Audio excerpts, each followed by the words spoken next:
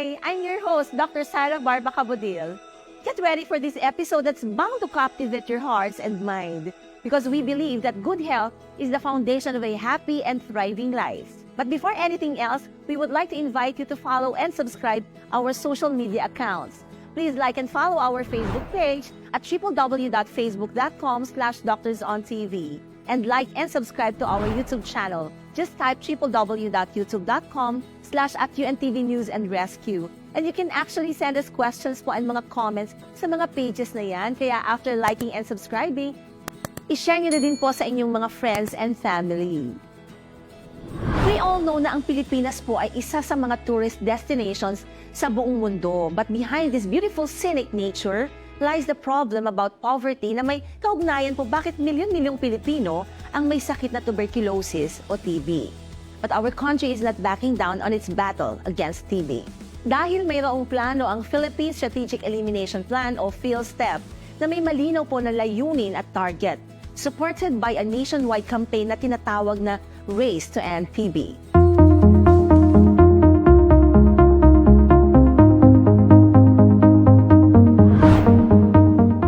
In the global fight against tuberculosis, the Philippines has the unfortunate distinction of having the second highest per capita disease burden. In 2021, the Philippines encountered a formidable challenge as it estimated 591,000 cases of tuberculosis within its borders. However, only 46% of these cases were reported, making a worrisome decline of 37% compared to the previous year. This alarming statistic not only emphasizes the existing gap in identifying and treating TB cases, but also sheds light on how the ongoing COVID-19 pandemic has disrupted the continuity of TB services in the country. To confront this challenge, the Philippines has taken up the mantle of the TB Adaptive Plan, which encompasses innovative digital solutions. The Department of Health has diligently collaborated with local government units and partners to ensure the nationwide resumption of TB services. Despite some improvements, the country must further reinforce strategic interventions across the entire spectrum of TB prevention, testing, treatment, and care to achieve its goals and fully regain momentum. Fortunately, the World Health Organization Philippines fully supports the country's commitment to end TB by 2030. This involves providing direct technical assistance to implement strategies and ensuring that interventions are technically sound and in line with internationally and nationally accepted guidelines.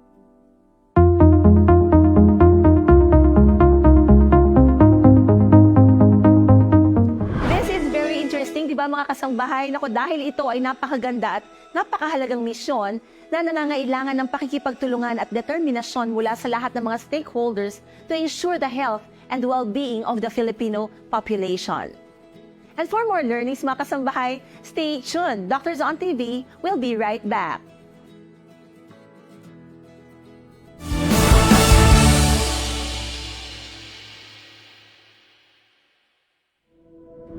Welcome back on Doctors on TV, and today we have a very timely and important topic to discuss. Our episode is dedicated to shedding light on one of the oldest and deadliest infectious diseases in human history.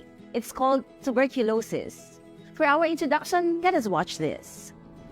Tuberculosis, or TB, is a global health crisis affecting millions of people worldwide, particularly in developing countries. It's a complex disease caused by the bacterium Mycobacterium tuberculosis, and it can affect various parts of the body, most commonly the lungs. And today, we have a very special guest joining us. With years of experience in the field of pulmonary medicine and has dedicated his career to studying and treating respiratory conditions that affect millions of people worldwide.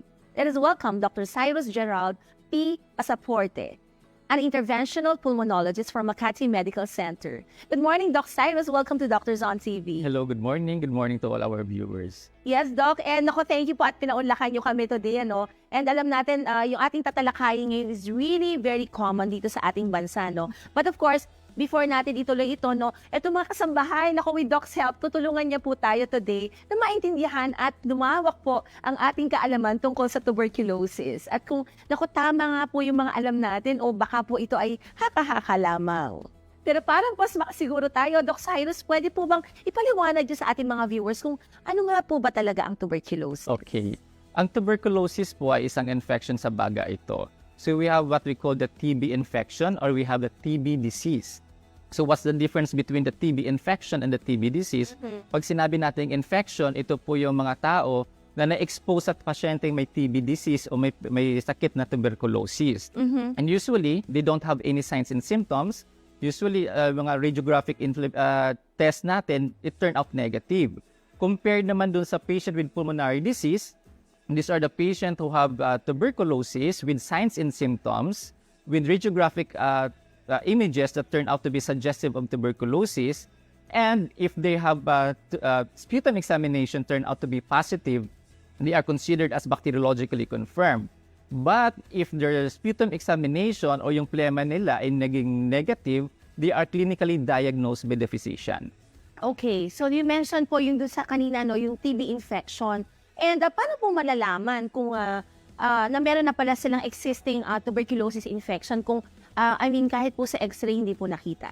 Okay, usually yung mga TB infection, no, tinatawag natin na latent TB, they have what we call the PPD or what we call the skin test to check if they are exposed to a TB infection. No? But if you have a TB disease, we have the signs and symptoms, we have to consider that, as well as yung mga radiographic images, and if we have a sputum examination, we have to do that.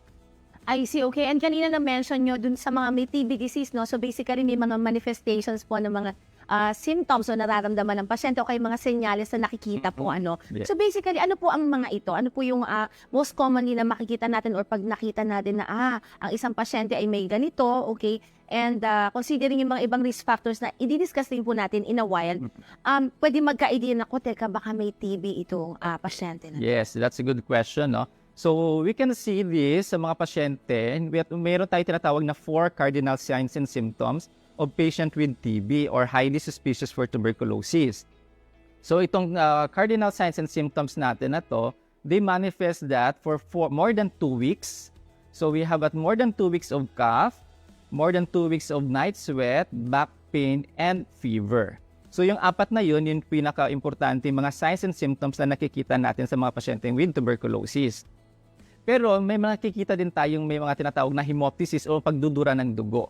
So, pag nakikita na natin ito sa mga pasyente may tuberculosis, usually ito ay medyo malala na klase kasi yung ating baga ay already inflamed, namamaga na siya. So, pag nag-uubo yung pasyente natin may tuberculosis, nagdudugo po yung kanyang baga. Kaya pag nag-ubo, mayroong plema po na may dugo na kasama.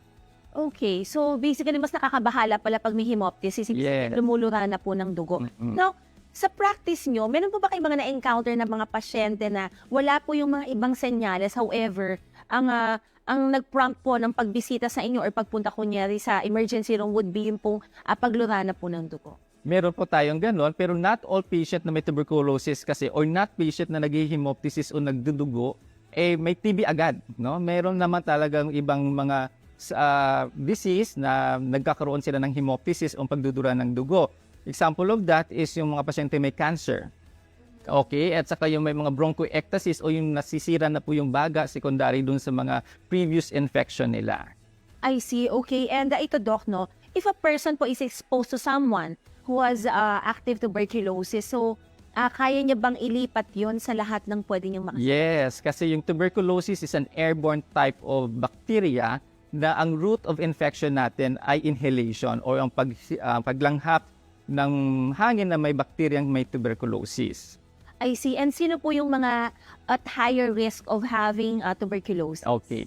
So we have what we call the TB high-risk groups, no? Itong high-risk groups na ito po yung mga pasyenteng people living with HIV o may HIV or may AIDS, yung mga elderly natin, more than 60 years of age, patient who are taking immunosuppressive drugs, yung mga steroids, prolonged use of steroids, mga patient na may mga sakit sa baga na like COPD, smokers, mga uncontrolled diabetes, ito po ay mga taong high risk for having tuberculosis. I see. And of course, kung kunyari po meron po sa sa pamilya na merong infected po ng TB, ano po yung pwede nating i-recommend sa mga kasama nila? Okay. For patients who are exposed to a tuberculosis na may mga or TB disease, we have what we call the screening or the tracing, no? When you say tracing, kailangan lahat ng kasama sa pamilya ay magkakaroon ng test like the chest images, no? Or the chest x-ray para malaman natin sino pa ba sa part ng pamilya nila ang nagkaroon ng tuberculosis. Okay, and ito naririnig natin yung tinatawag po na drug-resistant tuberculosis. Ano po ito, Doc? So when you say drug-resistant tuberculosis, we have 4 drug kasi doon sa first-line drug natin. If the patient had resistant sa 4 na yon, so they are considered as a drug-resistant. No? Example, so we have the isoniazid, rifampicin, pyrazinamide, and ethambutol. If you have the sputum examination, like the TB culture or the gene expert, and the patient turned out to be positive in the resistant there in one of the 4, so they are considered as a drug-resistant TB. Okay, so mas mahirap po bang gamutin ang mga ganitong klase ng cases? Yes, ang patient who have a drug-resistant TB po, they are enrolled to mga problematic TB treatment center para magkaroon sila ng libreng gamutan kasi the gamot po natin for tuberculosis, especially for the drug-resistant, you cannot buy that in any drugstore. So it is provided by the WHO and the DOH, and they will be the one to give the treatment kasi kailangan kasi matutukan sila. I see. And ito pong mga nagagamot po sa TB, nakakahawa pa rin po ba sila? If a patient have already treated or patient have been treatment for more than 2 weeks, especially kung positive sila sa sputum examination, so they are not contagious anymore. Doc Cyrus, how about yung tinatawag na extensively drug-resistant tuberculosis? What is that? Okay, so ang extensively drug-resistant tuberculosis, iba naman ito at medyo komplikado po ito, no? Ang pasyente natin ko ay they are resistant to the first-line drug that I mentioned before, plus they are also resistant to the fluoroquinolones and also resistant to one of the injectable, which is could be it could be a streptomycin or an amikacin. I see. Okay, so but kamusta po yung rate of improvement dito sa mga cases na ganito? Kasi kung talagang extensively resistant sa iba-ibang mga gamot, so parang paano sila mas natutulungan ng katulad niyo pong pulmonologist? Okay, so for the extensively drug-resistant tuberculosis, usually we refer this patient to a problematic management drug-resistance TB center. Usually ito yung mga example is the TDF or the DOTS clinic sa mga health centers natin. Because the treatment of these patients, usually they are given by the DOH or the WHO. You cannot buy that sa the regular drugstore. Okay, so having mentioned that, so you mentioned about DOH. So ito po, these are for free, tama? Yes, they are Okay, so wala namang palang dapat ikabahala ang ating mga TB cases kasi ang support ng gobyerno ay nandito. Yes. So, kailangan lang nila ay maging compliant sa pagkuha ng kanilang gamot. Yes. I heard, Doc, na usually pagka nagkiklaim sila ng gamot, di ba minomonitor kung kamusta yung kanilang compliance, di ba? So, basically, Doc, ano yung mga challenges po sa mga pasyente na na-encounter nyo with regards dito sa continuity ng kanilang management? Okay. So yun po, meron tayong tinatawag na DOTS clinic or DOTS. No? When you say DOTS, this is a directly observed treatment, a short course treatment for tuberculosis. You can see that sa TDF or sa mga health centers natin. So usually, there are a lot of health centers that they are accredited for DOTS clinic. So ito po yung nagbibigay ng treatment para sa mga pasyente natin and it's for free. Even the laboratory like the sputum examination is also free there.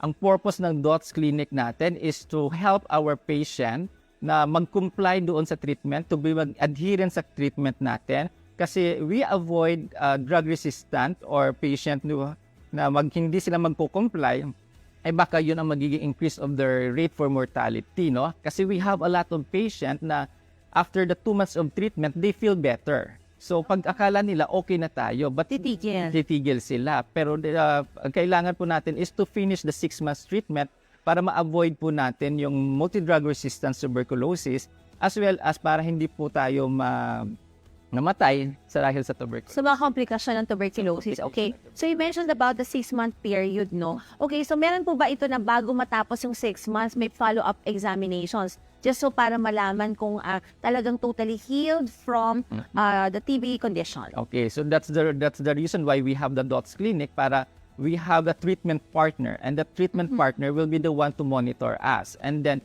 during the monitoring, we have also a series of sputum examination or a chest x-ray monitoring to check if the patients are already cured or improving from the tuberculosis. And after the treatment course, there is a certificate that will be given to our patients that they are cured or they are already treatment completed. Kumbaga, graduate na sila sa Graduate na management. sila to the management. So, paano yung mga cases na, say, after having completed the 6-month treatment and then prior to dun sa sinasabi yung parang graduation, and then it turned out na, ay nako, active pa rin pala. O, ano yung usually plan before this kind of cases? Okay, so usually meron tayong ganong klaseng pasyente, no, na after the series of treatment, after the series of monitoring, they turn out to be positive pa rin. So ito yung tinatawag natin na treatment failure.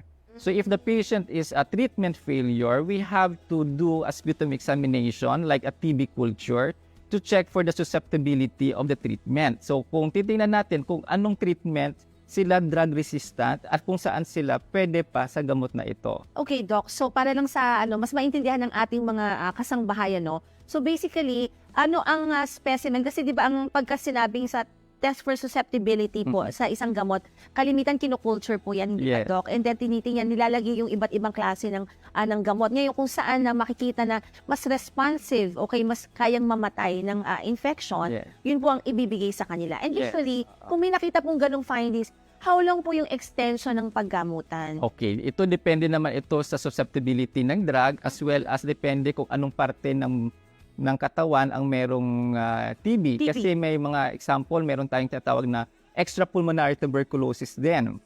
So if ang extrapulmonary tuberculosis is outside the lungs, yun, 'di ba? So if it is in the bone or it could be in the brain, so mas mahaba yung treatment. Same din kung mayroon tayong mga drug-resistant tuberculosis, mas mahaba din yung treatment. At saka depende doon sa ating monitoring if they are responsive based doon sa TB culture na ginagawa natin. I see. Okay, so medyo challenging talaga yung yung paggamot sa TB, no, dahil medyo matagal-tagal po, no. Okay, and Doc, ito, habol ko na tanong, no. Ito po bang mga, like for example sa mga buntis. Okay, diba usually 9 months yung kanilang pagdadalang tao. Paano kunyari na-diagnose na buntis and then all of a sudden may TB pala? Okay, so kamusta ang gamutan pagka ganyang case? Okay, for patient who are pregnant or even a breastfeeding mom, ang pagbigay ng treatment natin sa tuberculosis is still safe. So they can take anti-TB medication and you just have to monitor lang kung may mga adverse effect tayo na makikita para sa Okay, so hindi naman pala nakakatakot. Okay, no po sa ating mga buntis dyan, saka mga breastfeeding moms po na diagnose ng TB, no, huwag po tayong mag-alala. Basta ang importante, lagi po tayo magbibisita sa ating mga doktor para mas guided tayo. Naku mga kasambahay, marami na po ba kayo natututunan? Naku, hindi pa po tayo tapos ha. Kaya naku, huwag niyo po ililipat ang channel. Doctors on TV, we'll be right back.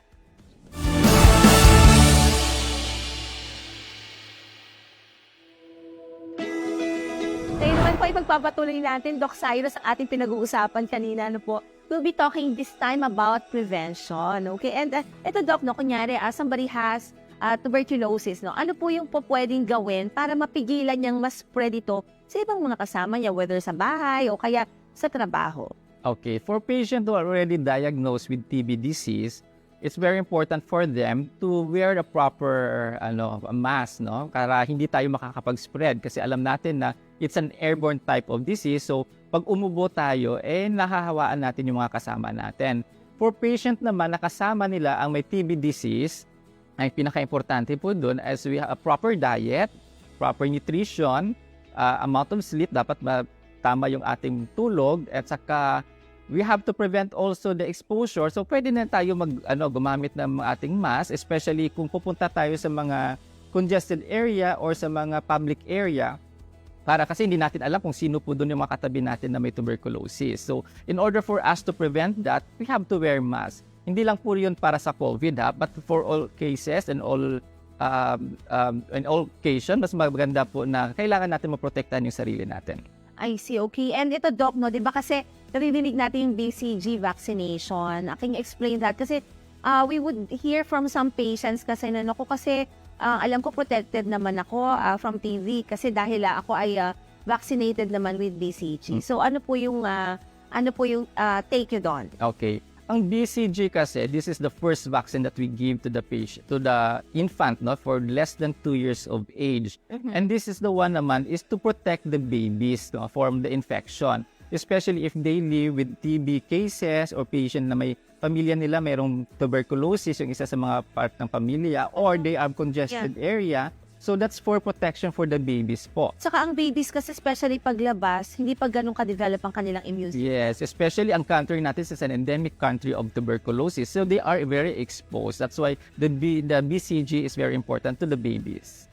I see. Okay, how about yung kanina yung minensyon natin na MDR-TB, yung multi-drug resistant TB, paano po yun mape-prevent? Okay, kasi ang patient with multi-drug resistance is the same pa rin siya. It's an airborne type of disease. So, ito isa sa mga problema natin, no? Kung ito ay nalalanghap natin. Kasi kahit sabihin natin, it is the first time that you have your TB disease, pero yung nalanghap natin is a multi-drug resistant na, so you are considered as a multi-drug resistant TB disease na rin. So, it's very important that we have to wear the mask, especially kung nasa mga public places tayo, kasi para ma-prevent po natin iyon. Hindi natin kasi alam kung sino po yung mga katabi natin sa bus, sa jeep, or even sa mga groceries.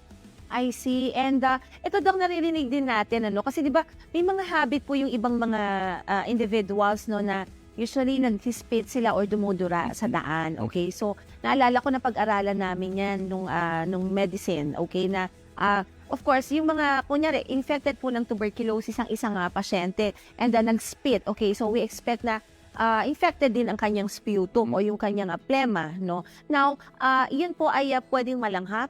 Yes, kasi it's an airborne kasi yun. So, pag nag-ubo or nag-hatching or tumawa yung pasyente, yung bacteria is an airborne, so lilipad po yun sa hangin, and then ang hangin na yun, pag nalanghap ng isang pasyente or ng isang high-risk group, so, mabilis silang magkaroon ng tuberculosis. Okay, no, kung kaya yun mga kasangbahay, kung kaya nating maiwasan yung ganun, especially if hindi naman tayo aware kung tayo ba ay infected ng TB. So, syempre hindi natin gusto, lalo na kunya na makaanak natin, no? Kaya kahit sino naman individual, hindi naman natin gugustuhin na makahawa tayo, ano po. So, pwede nating maiwasan po yung ganun mga simpleng bagay, malaking tulong na rin po yan. Dahil kahit daw na-expose sa init, Doc, no, resistant sa init ang Mycobacterium tuberculosis, which is actually the causative agent of TB. Okay, and ito, Doc, I'm sure gusto malaman ng mga kasambahay natin to. Can tuberculosis be cured? Yes, it's not only be cured, but it's also a preventable type of disease. No? And, okay, ulitin din natin, ano nga yung TB dots na kanina yung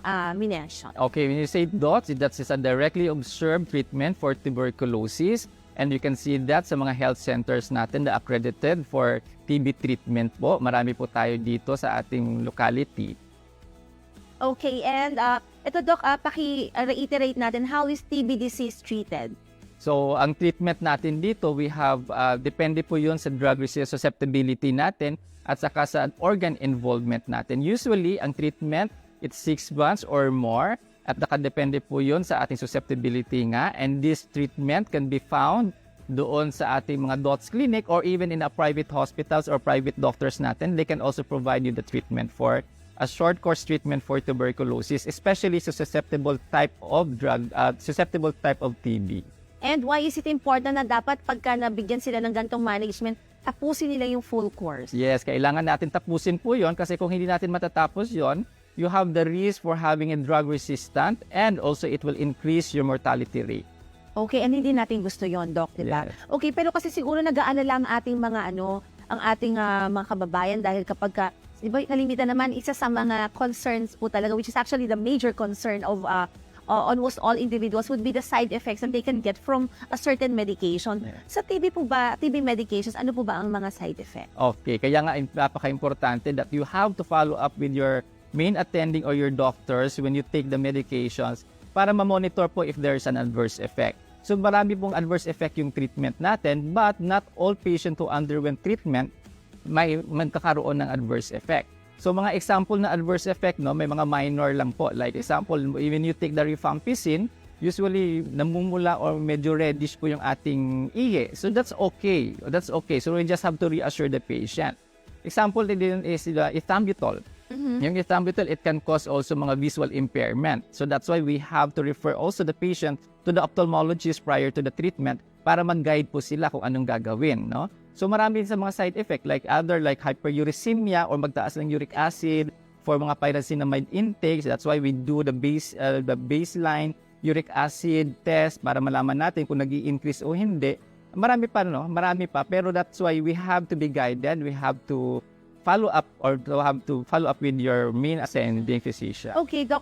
Sorry, na-curious lang ako dun sa ethambutol, no, na parang there's a chance of having some visual impairment. Okay, so yung ganitong klase po ba would be reversible naman? Yes. Permanente po ba o hindi naman? Oh, it's a reversible din naman siya. Pero kailangan po natin ng guidance with the ophthalmologist.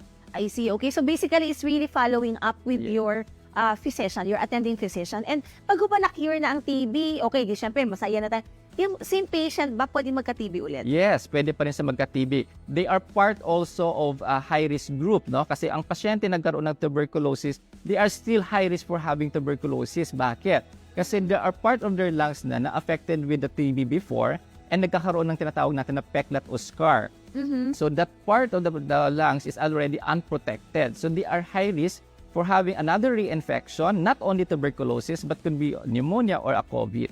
I see. And kanina, Doc, no, na-mention nyo about extrapulmonary tuberculosis. Kasi po, di ba most commonly, it's the lungs yung na-affect. Okay, pero pwede magka-TB kasi sa likod o kaya sa meningitis, pwede rin sa brain. Di ba iba-iba pong spot o kaya sa intestine, pwede rin, Doc, no? So, can you give our viewers kahit little additional information about it para dun sa mga ibang nag-aalala? Kasi akala naman ng iba kasi pagka clear sila sa lungs and then minsan may diagnose sila of TB sa ibang organs, parang hindi nila matanggap yung ganong diagnosis po eh. So when you say extrapulmonary tuberculosis, this is a TB outside the lung parenchyma. So pwede po siya, ang pinaka-common kasi na affected or pinaka-common na extrapulmonary is yung mga kulani or lymph node. Kulani. Oo, yung tinatawag natin na scrofula. No, yung iba naman, meron tayong nakikita natin sa pleura. Ibig sabihin yung pleura po, ito po yung space in between your lungs at saka yung rib cage natin. Nagkakaroon ng tubig yung baga. Okay, yung tinatawag natin na pleural effusion. Yung iba, meron din sa buto, what we call the POTS disease. Okay, so pag mayroon tayong extrapulmonary tuberculosis, usually we do the biopsy in that area. Or like in the pleural effusion naman of tubig, tinatanggal natin yung tubig at saka pinapatest natin yon. I see. So we look for that kung the area kung saan po tayo nagkaroon ng tuberculosis and then we will give the treatment na dapat para doon. Like if the affected area is the bone or it could be in the brain, so the treatment course is longer compared doon sa the usual natin na 6 months. Kapag ka sa lungs, okay. Pero Doc, nangyayari bang magkaroon ng extrapulmonary, ibig sabihin po TB sa ibang site kahit hindi mo nagkaroon sa lungs? Yes, that's what we call the extrapulmonary. Pero kasi kunwari, meron na tayong nakitang TB doon sa kanyang lymph node tapos may TB din sa lungs, so they are still considered as pulmonary tuberculosis. I see, kasi naririnig natin na kapag may pulmonary tuberculosis, di ba may plema, minsan nalulunok po ang plema. So dapat daw iwasan para wag magkaroon ng infection sa ibang area. Hindi naman siya actually hindi naman siya talaga yung because of yung paglunok ng plema na may TB. Usually it is hematogenous o blood kasi yung ang pag-spread yung pinagdadaanan. Okay, naku, ang dami nating natutunan kay Dr. Cyrus, no? Anyways, Doc, baka meron kayong mga parting words o mga reminders para sa ating mga viewers. Okay, so for having symptoms po, yung pinaka-importanting 4 signs and cardinal symptoms na sinabi natin as earlier, pag meron po tayong ganon, it's very important to have a consultation with your main attending para malaman po natin kung talaga meron tayong tuberculosis. Meron tayong tinatawag na screening test din, no? Usually sa mga pre-employment. So if you have a screening test and then you have your chest x-ray which showed a suggestive for tuberculosis, it's very important also to follow up or to check from yung main attending para po mag-guide tayo kung paano po natin maiwasan or magamot ang tuberculosis. And it's for also napaka-importante to have a good proper diet, exercise, good amount of sleep para po natin maiwasan ang pagkaroon ng tuberculosis. And Doc, baka you might want to invite our viewers to visit you here at Makati Medical Center. Okay, for all our patients po, if you have any problem, pulmonary problem, or any kind of problem po, you may visit us here in Makati Medical Center po, and we are greatly to serve you po. Okay, thank you very much again, Dr. Cyrus Gerald P. Pasaporte, an interventional pulmonologist. Ayan mga kasambay, sana po ay marami kayong natutunan sa ating tinalakay ngayong araw. Para po sa mga karagdagang kaalaman, alamin po natin ang mga dietary tips para sa mga tuberculosis patients. Panoorin po natin ito.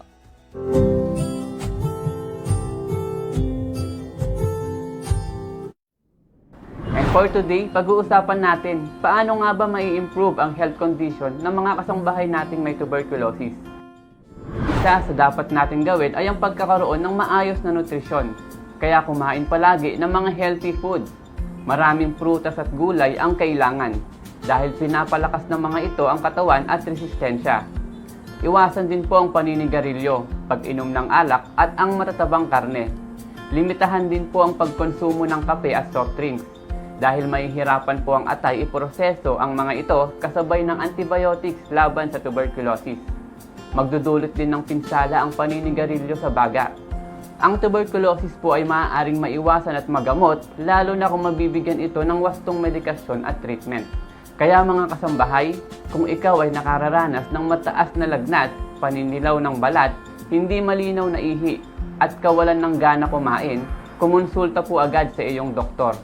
Ayon po sa mga doktor at eksperto, ang tuberculosis ay isang sakit po na nakakaapekto sa baga. Alam nyo ba mga kasambahay na ang green tea ay napakayaman sa antioxidants at malaki ang naitutulong nito para sa pagpapaunlad ng immunity at panlaban sa infections, kasama ang tuberculosis. Ang green tea ay mahusay na panlaban sa bakterya na sanhi ng tuberculosis. Dapat mo ring tandaan na mahalaga rin ang green tea para sa iyong balat at pangkabuuang kalusugan. Madali lamang ang paghahanda nito dahil pwede mo itong pakuluan upang inumin ito hanggang 3 beses araw-araw. Pwede ring makatulong ang pineapple juice sa taong may tuberculosis dahil nakatutulong ito sa pagbawas ng mucus formation na nagiging dahilan para mas maging mabilis ang paggaling. Huwag masyadong bumili ng mga Tetra Pak or pack juices dahil ang anumang sobra ay pwedeng makasama sa'yo. Maganda pa rin kung i-blend mismo ang mga prutas na sariwa para makuha ang kompletong healthy nutrients ng mga ito. Tandaan, ang tuberculosis ay maaaring pahinain ng iyong katawan. Maaaring makatulong din ang saging para sa iyo dahil ang saging po ay mayaman sa calcium. Itinuturing din ito na essential nutrients para sa mga pasyenteng may tuberculosis dahil sa maraming minerals nito. Tulad ng potassium na kayang i-boost ang iyong enerhiya at mapabilis ang iyong recovery. Ang gatas din po mga kasambahay ay isa sa mga natural remedy dahil nakatutulong ito mapabilis ang healing process ng taong may sakit na TB. Dahil ang gatas po ay mayaman sa calcium at vitamin D at malaki ang nagiging ambag nito para sa fast recovery at pagpapahupa ng simptomas ng tuberculosis. Mahalaga din ang pagkakaroon ng proper exercise para sa taong may tuberculosis. Ang ilan sa mga ehersisyo na maaari nilang gawin ay ang breathing exercise at paglalakad ng ilang minuto sa isang lugar na malinis o sariwa ang hangin, lugar na walang usok ng mga sasakyan, dahil nagpapalakas po ito sa baga kung gagawin natin araw-araw. Yan po mga kasambahay, sana ay marami po kayong natutunan sa topic natin ngayong araw. Patuloy niyo po kaming i-follow sa aming mga social media accounts, Jason Sanchez, Doc J.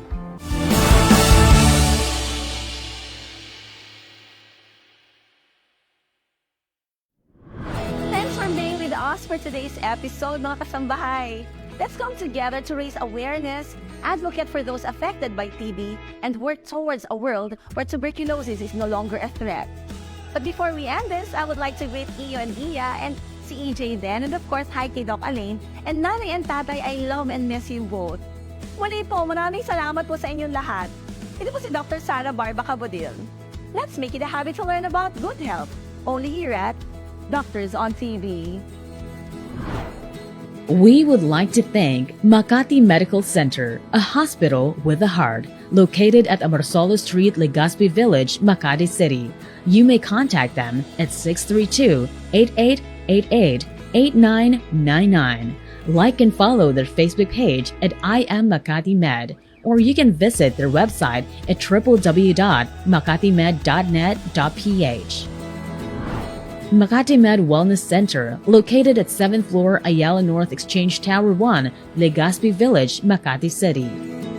Mestiza soaps. Mestiza soaps are made with natural ingredients and a combination of vegetable and fruit extracts, which can be also used by children and pregnant women. Good news is that these beauty products are vegan and cruelty-free. For inquiries and orders, contact 0969-175-4231-33 or 02-8824-5217 or 02-881-30320. Organic Acai. Support your health with a 100% organic superfood supplement, Organic Acai Premium Blend, and Acai freeze-dried capsules. Rich in powerful antioxidants, fiber, amino acids, vitamin C, omega fats, and other essential nutrients the body needs to help build stronger immunity against illnesses and help increase your energy. Organic Acai is available in all Mercury drugstores and other leading drugstores and supermarkets nationwide.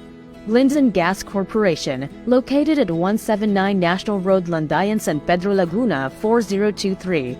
For inquiries, you may contact them at 02-8824-0867 or 02-824-9360, or you can email them at lgcsalesco@gmail.com. And of course, salamat sa ating partner, ang DepEd Santa Rosa, sa pakikiisa sa ating adhikain na maibahagi ang kaalamang pangkalusugan. Clinica Figura. You may contact them at 0917-317-7272.